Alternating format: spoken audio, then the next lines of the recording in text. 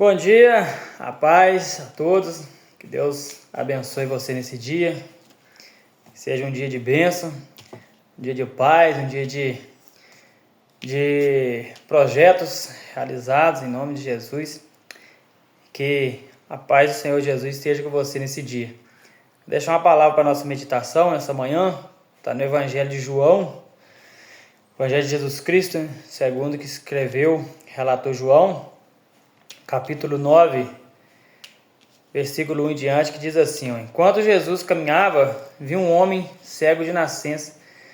Seus discípulos perguntaram: Mestre, quem pecou para que este homem nascesse cego? Ele ou os pais dele? Jesus respondeu: nem ele pecou, nem os pais dele, mas isso aconteceu para que nele se manifestassem as obras de Deus. E essa passagem fala, que Jesus ele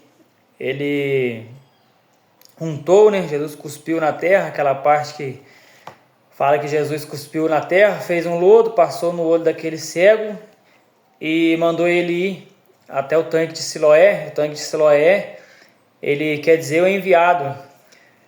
Aí esse jovem, a Bíblia relata que é um jovem, que ele foi, lavou lá no tanque de Siloé e voltou vendo. Então, assim, o que me chamou a atenção nessa passagem foi que os discípulos perguntaram a Jesus, quem pecou, ele ou os pais? Porque naquela época a gente sabia que, até hoje, a Bíblia fala que o salário do pecado é a morte. Então, todo pecado ele tem uma consequência.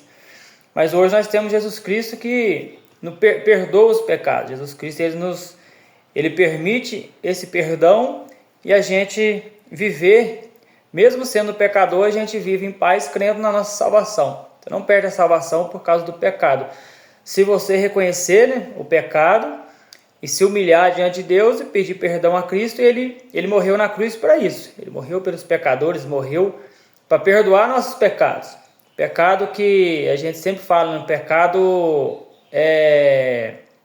acidental. Comete um pecado acidental, Jesus nos perdoa.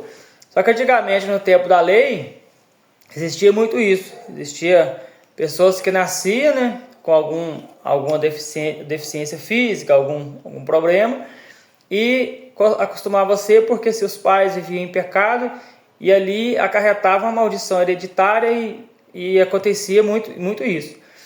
Então, assim, eles já julgaram isso, vendo aquele menino cego, porque ele tinha nascido. Aí já perguntaram, ele pecou ou os pais pecou?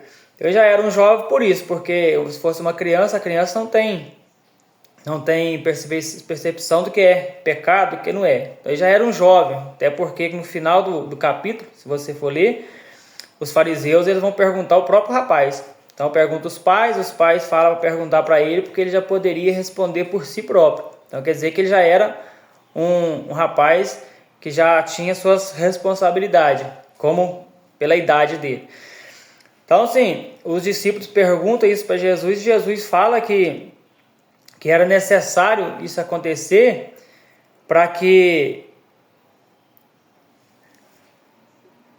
Era necessário que isso acontecesse para que o nome de Deus fosse glorificado.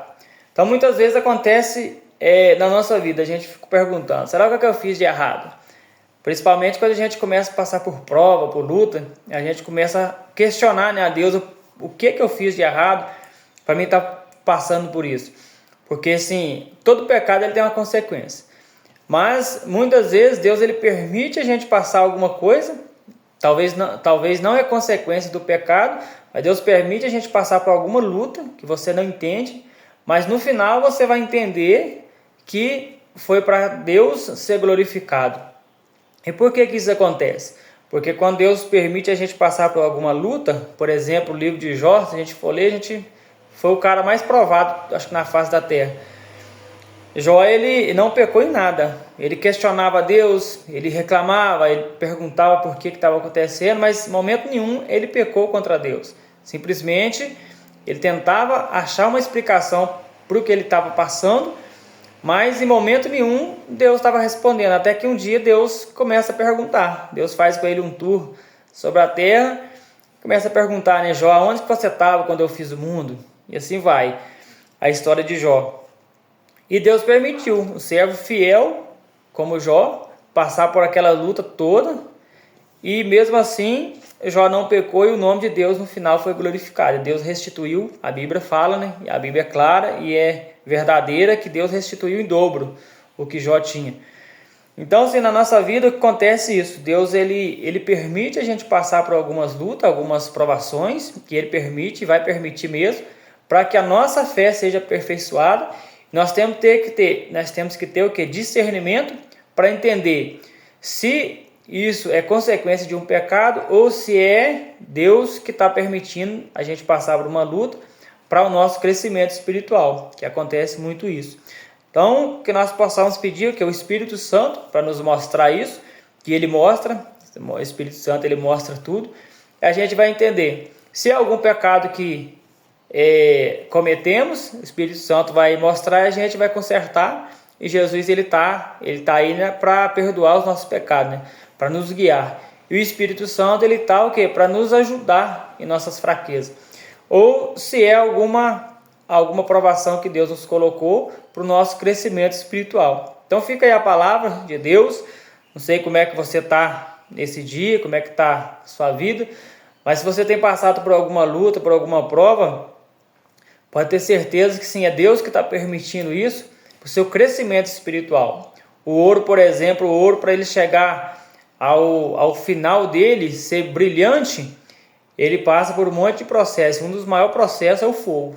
Então, se você está passando por alguma luta, por alguma prova, confie em Cristo, continua caminhando, continua buscando a Deus, que no final você vai entender que tem luta na nossa vida, que é Deus forjando o nosso caráter.